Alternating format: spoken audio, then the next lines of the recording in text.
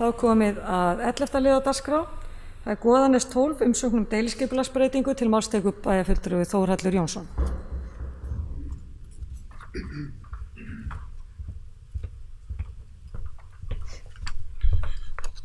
Forseti, ágætu bæjarfulltrúar. Hér liður 11 í fundargerð skipulagsráðs dagsetti 16. janúar 2019.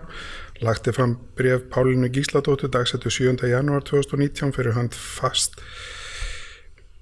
Festingar EHF. Kennitala 550-903-4150 þar sem óskað eftir að gerð verið breyting á lóðinni Goðanes 12. Óskað eftir að deiluskipulag lóðarinnar verði eins og það var áður en gerð var breyting á deiluskipulagi lóðarinnar haustið 2017.